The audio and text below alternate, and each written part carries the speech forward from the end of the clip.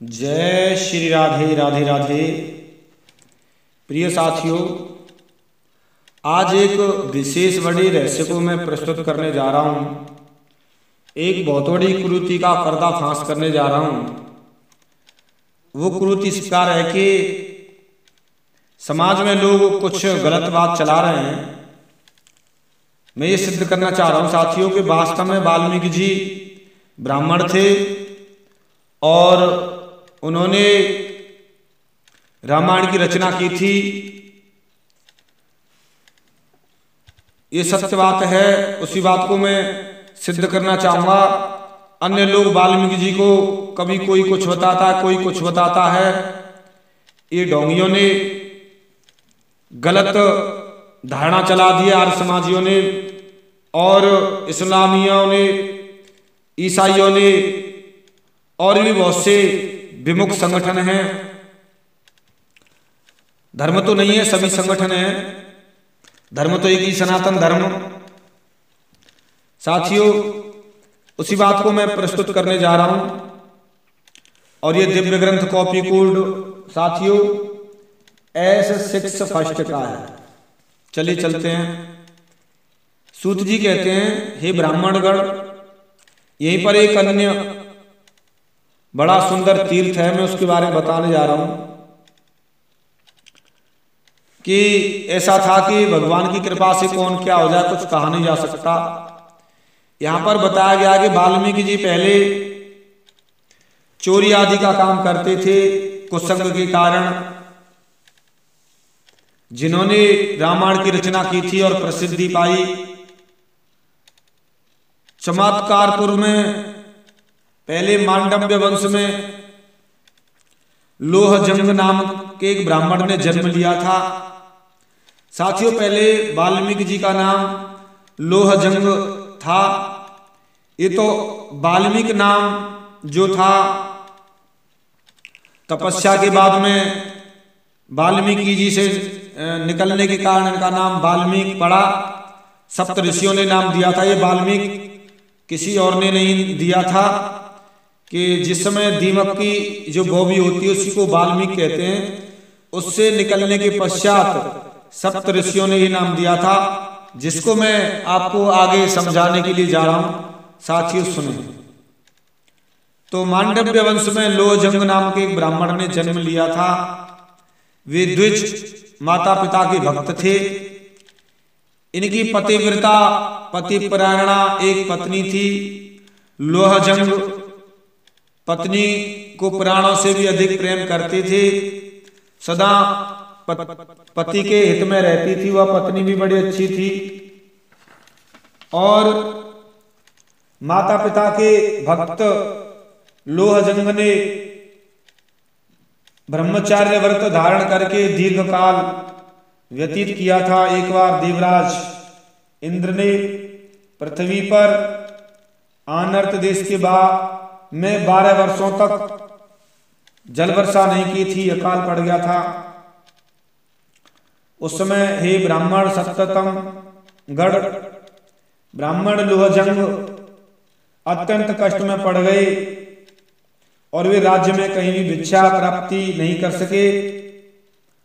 तत्पश्चात वे माता पिता तथा पत्नी के दुखों से व्यथित होकर सोचने लगे, अब क्या करूं, कहां जाऊं, ये मेरे माता पिता पत्नी भूखे हैं, क्या करूं। अकाल पड़ गया। साथियों, परिस्थिति थी। लोग कहते हैं ना चोरी करी, चोर थे, ये थे, सब झूठ है। वो तो परिस्थिति थी, अकाल था उनकी, स्वयं नहीं करते थे वो। कहां जाऊं, अभी तो भिक्षा भी नहीं मिल रही है। अब मैं किस प्रकार से माता पिता तथा पत्नी को अपना मुख दिखलाऊं। ऐसे दुख में चिंतन करते रहते थे, क्योंकि उनके दुखों को नहीं देखा जा सकता। माता पिता दुखी हो, पत्नी दुखी हो, बच्चे दुखी हो, व्यक्ति कैसे कब तक नहीं परिस्थिति में ढलेगा, क्या करेगा, करना पड़ेगा। वे क्षुधा से पीड़ित होकर फल के लिए वन में गए। लोहजंग ब्राह्मण और वर्षा के अभाव में वहां भी सभी वृक्ष सूख गए थे। कहीं भी फल का दर्शन नहीं मिला था। तभी द्विज ने देखा कि एक वृद्धा स्त्री तनिक सी फसल लेकर रास्ते में चल रही है तथा वह इतने कम बोझ से भी अत्यंत थक गई है।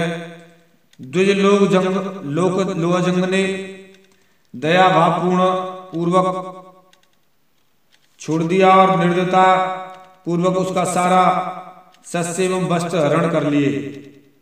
दया तो बिल्कुल दूर हटाती और क्या करता, भूख में उसका जो धन था सारी चीज छुड़ा ली और उसके बाद प्रसन्न मन से वह घर पर गया और माता पिता को वह धन अर्पित कर दिया। उसी दिन से ब्राह्मण चौर्य कार्य में तत्पर हो गए। उस दिन से लोहजंग ब्राह्मण चोरी आदि के कार्य में तत्पर हो गए, क्योंकि क्या करे और कोई रास्ता नहीं था। वे प्रतिदिन ऐसा दुष्कर्म करके माता पिता आदि अपने कुटुंब का पालन पोषण करने लगे। कुछ समय पश्चात दुर्भिक्ष समाप्त हो गया, लेकिन आदत पड़ जाने के कारण ब्राह्मण लोहजंग अपने दुष्कर्मों का त्याग नहीं कर सके। उन्होंने दुर्भिक्ष काल में ब्रह्मचार्य भी त्याग दिया और चोरी के अतिरिक्त अन्य कुछ भी नहीं करते थे, सिर्फ चोरी करते थे। परिस्थिति थी इस प्रकार। वे ब्राह्मण लोहजंग ने दीर्घ काल व्यतीत कर दिया था। तभी एक दिन मरीचि आदि प्रमुख सप्तऋषि तीर्थाटन के लिए भ्रमण करते जा रहे थे। मार्ग में उनको लोहजंग ने देख लिया। एक समय की बात है, सप्तऋषि, साथियों में सप्तऋषि कौन कौन है? ये ब्रह्मा के पुत्र हैं, ब्रह्मा जी के। उनका नाम है मरीचि, अत्रि और पुलस्त, क्रतु, वशिष्ठ, इस तरीके के सप्तऋषियों के नाम हैं। मरीचि जी का नाम पहले नंबर पे आता है और उसके बाद में वशिष्ठ जी का नाम आता है। साथियों, ऐसे करके सप्तऋषि ये ब्रह्मा जी के पुत्र हैं। एक बार तीर्थाटन के लिए कहीं जा रहे थे और रास्ते में लोहजंग ब्राह्मण ने देख लिया, वानी कोई आ रहा है, चोरी बहुत अच्छी होगी, इनको पकड़ लिया जाए। तब निर्जन स्थान पर वहां सप्तऋषि को देखकर धुरा से क्रोध में भर गया लोहजंग ब्राह्मण और तत्काल लाठी तान ली और उनसे कहा, क्षण मात्र में रुक जाओ, अभी तुम लोगों का नाश करूंगा। अभी नहीं मानेंगे तो तुम देख लो। यह कहते हुए लोहजंग ब्राह्मण भ्रकुटी टेढ़ी करके वहां खड़ा हो गया। यह ब्राह्मण कठोर वाक्यों में सप्तऋषियों को बड़ा भला बुरा कहने लगा। सप्तऋषि समझ गए कोई दस्यु है। लोहजंग द्वारा इस तरीके से वत्सर्जना करने पर सप्तऋषि व्यथित हो गए और जब सप्तऋषियों ने द्वितीय यमदूत जैसे लोहजंग को अपनी ओर बढ़ते हुए देखा तो उन्होंने देखा कि ये तो यज्ञोपवीतधारी ब्राह्मण है, ये तो यज्ञोपवीत है, ये तो ब्राह्मण है। वो समझ गए। तब सप्तऋषियों के मन में दया का संचार होने लगा और सप्तऋषि ऋषिगण लोहजंग से कहने लगे, क्या कहते हैं, हे मूर्ख, तुम ब्राह्मण होकर मलेच्छों की तरह निंदित कर्म कर रहे हो। हम शांत ऋषि हैं, हम अखिल परिग्रह का त्याग करके ही रहते हैं। हमारे पास कुछ ऐसा भी नहीं है जो तुम ले सको। लोहजंग ब्राह्मण कहने लगा, हे द्विज, आप लोगों के पास जो यह शुभ्र चीर वलकल और मृग चर्म है और पादुका भी दिखाई दे रही हैं, यह सब आप लोग मुझे शीघ्र दे दो, अन्यथा इस वज्र के समान लाठी के प्रहार से आप लोगों का वध कर दूंगा, मार डालूंगा, यमलोक छोड़ दूंगा और बता रहा हूं। ऐसे करके झपटने लगा। तब ऋषिगण समझ गए और कहते हैं, हे दस्यु, हमारे पास जो कुछ है यह सब तुमको अर्पित है, ले लो भैया। अब तुम उस बात, लेकिन एक बात हम आपसे जरूर कहते हैं, उसे आप सुन लीजिए और जो चाहिए सो ले लो। मैंने पूछिए क्या कहना चाहते हैं, मैंने आपको उत्तर देना पड़ेगा। मैंने हाँ हम उत्तर देंगे। और बात ये का उत्तर इस प्रकार है कि प्रश्न इस प्रकार है कि हम कौतूहल के कारण तुम्हें पूछेंगे, तुम विप्र होकर इतने गर्हित कार्य को क्यों करते हो, या क्या किसी व्यसन के कारण करते हो, या तुम व्याधों भीलों के लिए कार्य करने वाले ब्राह्मण हो, क्या चक्कर है, इसको बताइए आप। लोहजंग बोला, मैं किसी भी व्यसन के कारण यह दस्तु कार्य नहीं करता। अपने कुटुंब के भरण पोषण के लिए यह मैं चोरी का कार्य करता हूँ, अतः मेरा धर्म है, इसमें संशय नहीं। मेरे माता पिता वृद्ध हैं, मेरी पत्नी गृह कार्य में अत्यंत निपुण है। इस कृत्य से जो कुछ कमा लेता हूँ मैं माता पिता के लिए पोषणार्थ ही है, और आप लोग निश्चित जानिए कि इससे मुझे आत्मा की तृप्ति होगी। व्यर्थ वार्तालाप से क्या काम, शीघ्र ही चोरी आदि का यही त्याग करिए। कार्य में विलंब देखकर मेरा हाथ प्रार्थ कटिबद्ध है, और ये सब यही छोड़ दो, और मैं आपसे लूंगा, इन चीजों को छोड़ूंगा नहीं। ऐसा लोहजंग ब्राह्मण कहने लगा। तब सप्तऋषि कहते हैं, हे चोर, यदि यही तुम्हारा कर्तव्य है तब तुम घर जाकर अपने माता पिता और पत्नी से पूछो कि क्या वे तुम्हारे पाप का अंश ग्रहण करेंगे अथवा नहीं। यदि वे भी बराबर मात्रा में इस पापांश को ग्रहण करें तब तो उत्तम है। यदि वे बांटकर इस पाप का अंश ग्रहण करना चाहें तब तो उत्तम है, अन्यथा तुम्हारा यह पाप अत्यंत दुस्सह होगा। हे दुर्मते, तुम भीषण रौरव नरक में पतित हो जाओगे। तुम ब्राह्मण हो तभी हम तुमसे यह कह रहे हैं, इसमें संशय नहीं है। जब से हमने तुमको देखा है तभी से तुम्हारे प्रति हमारा मन सदैव हो गया है। यथचित्त मुनिगढ़ का दर्शन सदा शुभ होता है, इसमें संशय नहीं है।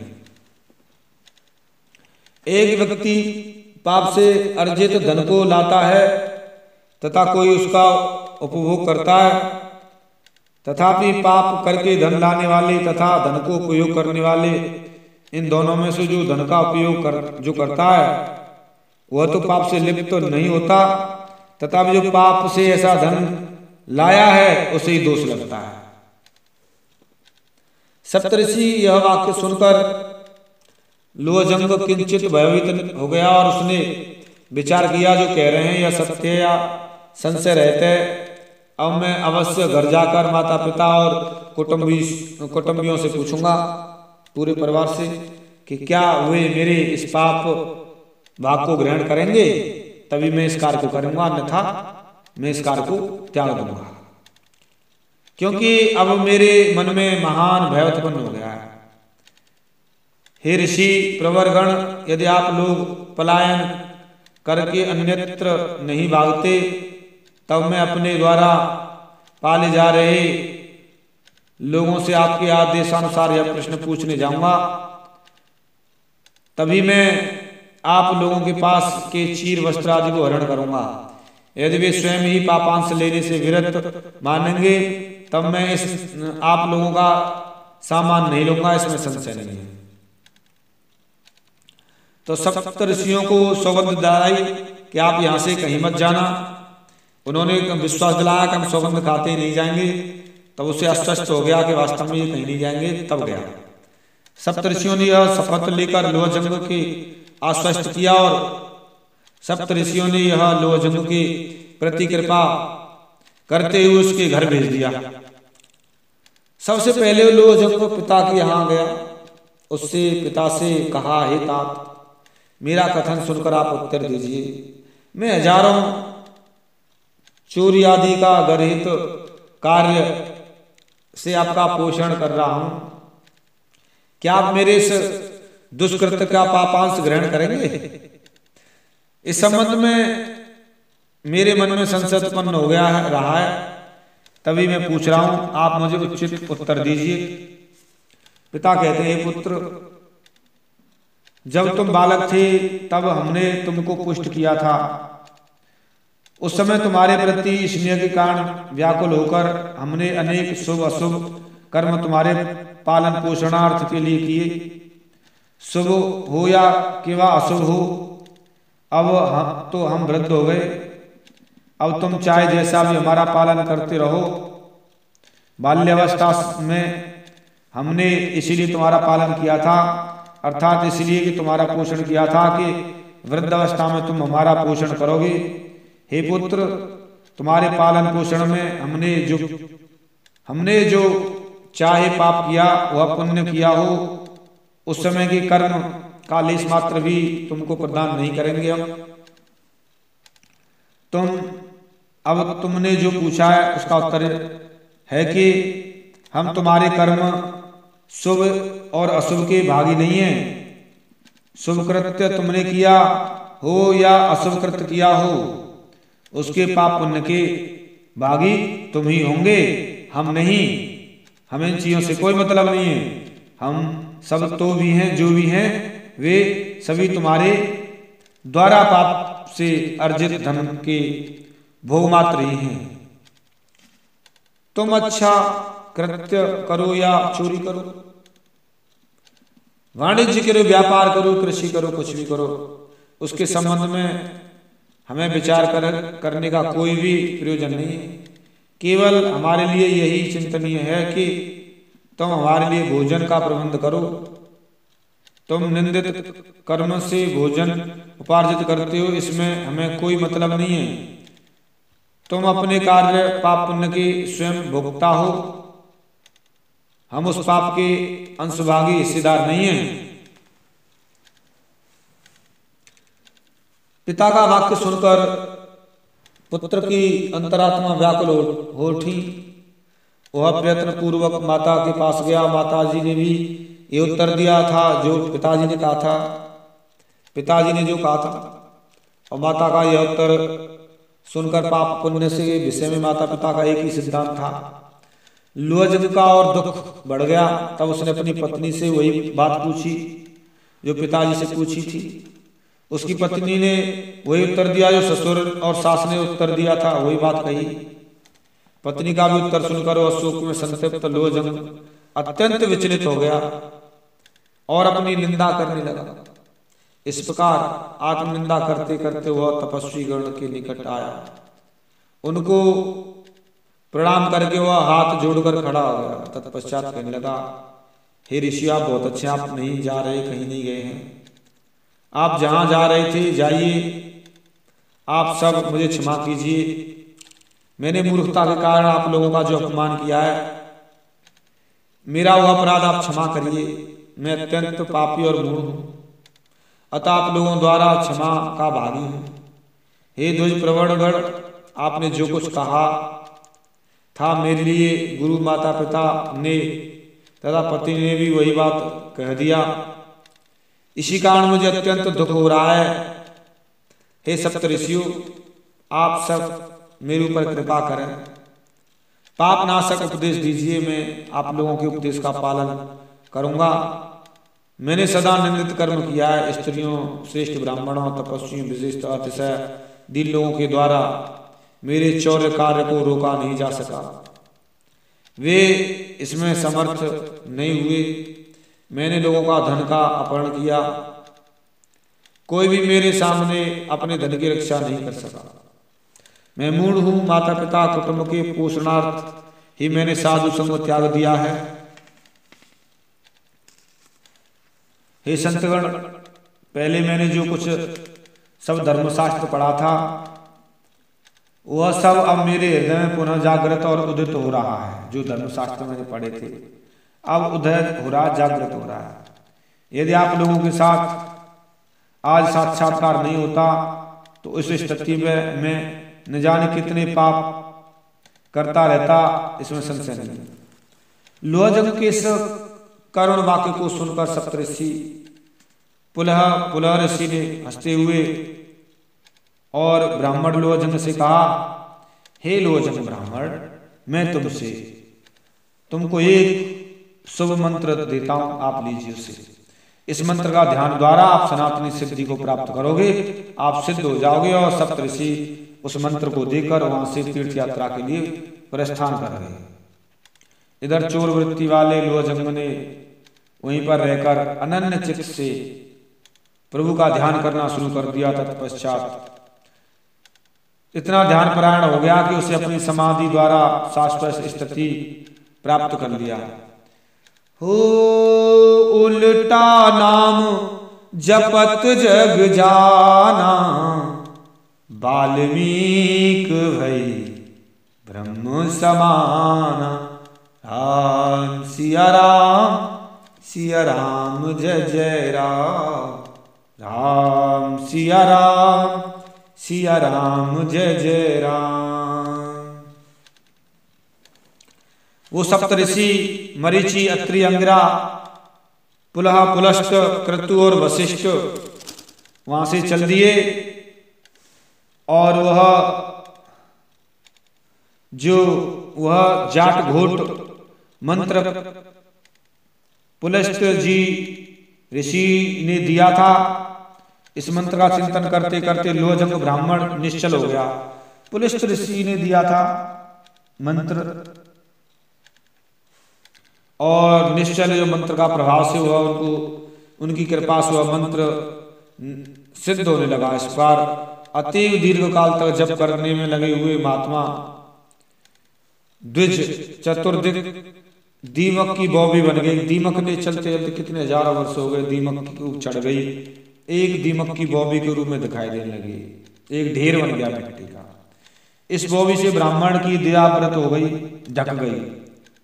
उसके माता पिता, मनुष्य, पत्नी दीर्घ काल तक उसे खोजते खोजते मृत्यु मार्ग के पथित हो गए। खोजते हुए कहाँ चले गया, कहाँ गया, वो नहीं मिले बेचारे। उम्र आने पर अपना सही सबको छोड़ना पड़ता है। एक दिन वो भी छोड़कर चले गए और मुनिगण के संसर्ग से फलस्वरूप संसार का भार मुक्त होकर महाव्रती ब्राह्मण उसी अवस्थिति में रहा। कहते हैं संत दरस्ते पातक टर रही, उसके पातक टर गए, नष्ट हो गए पाप। यही कोई रहस्य भी नहीं जान सका। इसके कुछ समय पश्चात दीर्घ काल के उपरांत सप्तऋषि कुछ दिन पश्चात तीर्थ यात्रा से पुनः लौटे और वहां होकर निकल रहे थे। वहीं पर जहां पर उस चोर का संपर्क हुआ था, रौद्रकर्मा ब्राह्मण, अब उन्होंने देखा कि वो वही ब्राह्मण जो चोर था अब हमें लूटने के लिए यहीं कहीं छुप रहा होगा, आप उसे खोजो देखो। वो देखने लगे, क्योंकि वो वही जगह थी, कितने वर्ष पहले वहां से आए थे। अब भी ऐसे ही कहने लगे। तो वो कह रहे थे, तभी उनको उस दीमक की विशाल बॉबी में से एक ब्राह्मण के मुख से उच्चरित जाट घोट मंत्र सुनाई दे रहा था। जो मंत्र दे गए थे वो मंत्र की आवाज आ रही थी उस दीमक की ढेर में से। जिस विभाग से उस मंत्र की प्रतिध्वनि हो रही थी वह सप्तऋषि वहां पहुंचे। कहां से आवाज आ रही है, देखते हैं।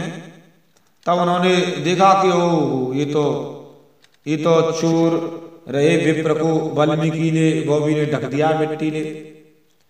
तो सप्तऋषि देखते हुए हंसते हुए बोले, पुलह ऋषि ब्राह्मण ने जो जाट घोट मंत्र दिया था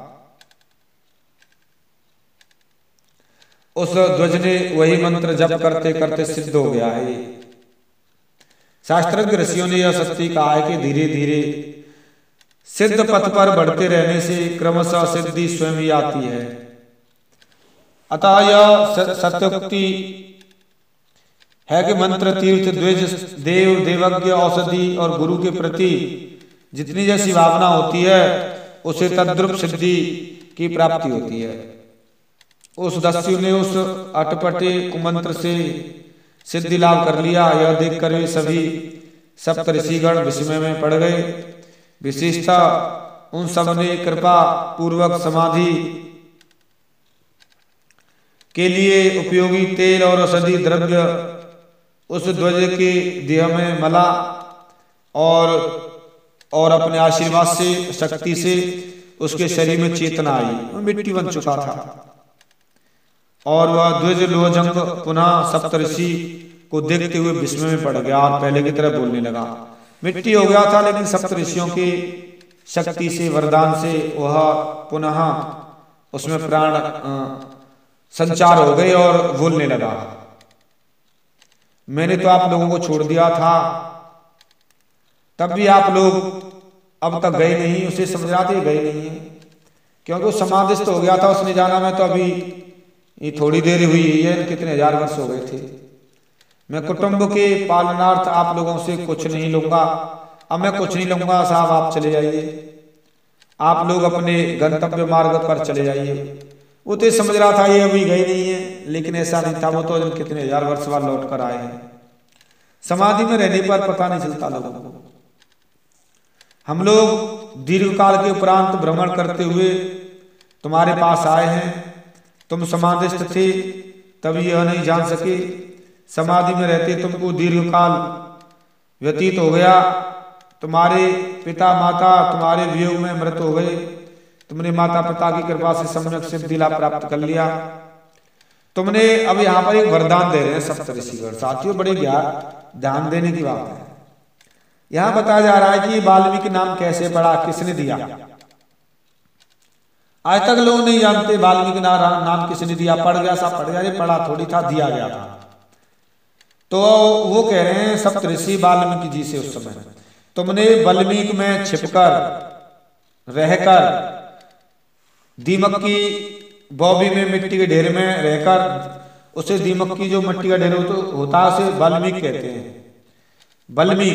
वाल्मीकि में रहकर यह सिद्धि लाभ प्राप्त किया है, सिद्धि को प्राप्त हो गया। आपने मंत्र जप कर आप सिद्ध हो गए। तभी अब तुम्हारा नाम वाल्मीकि नाम से प्रसिद्ध होगा। अब ये देखिए, सप्तऋषि जी ने ये नामकरण कर दिया लोहजंग ब्राह्मण का। आज से लोहजंग ब्राह्मण होकर आज से वाल्मीकि जी हो गए। तुम पूर्व काल में यही अवस्थित रहते, धनादि का प्रण करते थे। इसका नाम मुखार्थ तीर्थ प्रसिद्ध होगा। और उसका जहां उन्होंने तपस्या की थी उस जगह को भी तीर्थ स्थल बना दिया। जहां संत ऋषि मुनि भक्त तपस्या करते हैं वो भी तीर्थ बन जाता है।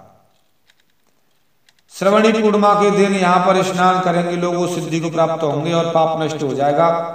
ऐसा उन्होंने वरदान दिया। और यह कहकर सप्तऋषि मौन हो गए और वाल्मीकि ने उनको प्रणाम किया। और सप्तऋषि वाल्मीकि से विदा लेकर अपने स्थित स्थान पर चले गए। वाल्मीकि भी अपने तीर्थ से सिद्ध होकर श्रेष्ठ हो गए थे। और वाल्मीकि मूर्ति मुखाग्र तीर्थ में विद्यमान है। वहां पर भक्ति पूर्वक जो पूजा करता है उसे सिद्धि लाभ होता है। साथियों, आज हमने आपको ये वाल्मीकि जी का पूरा चरित्र सुनाया। वाल्मीकि नाम कैसे पड़ा और वाल्मीकि नाम से पहले कौन सा नाम था, ये वाल्मीकि जी कैसे हुए, क्या स्थिति थी। लेकिन आज समाजी लोग उन चीजों को तोड़ मड़ोड़ कर कहते हैं। इस्लामी तोड़ मड़ोड़ कर कहते हैं, ईसाई तोड़ मड़ोड़ कर कहते हैं, बहुत से लोग कहते हैं। सच्चाई नहीं समझ पाते और वो सच्चाई नहीं कहते, तोड़ मड़ोड़ कर कहते हैं, द्वेष करते हैं हमारे सनातन धर्म से। आज नहीं तो कल वो पाप को नष्ट हो जाएंगे, कोई रोकने वाला नहीं है। साथियों, मैंने आज आपको ये वाल्मीकि जी का चरित्र पूरा सुनाया है, संपूर्ण चरित्र है। और साथियों, और मैं आपको मिलता हूँ एक किसी विशेष गहरे रहस्य के साथ में। तब तक के लिए जय जय श्री राधे, राधे राधे, जय श्री राधे।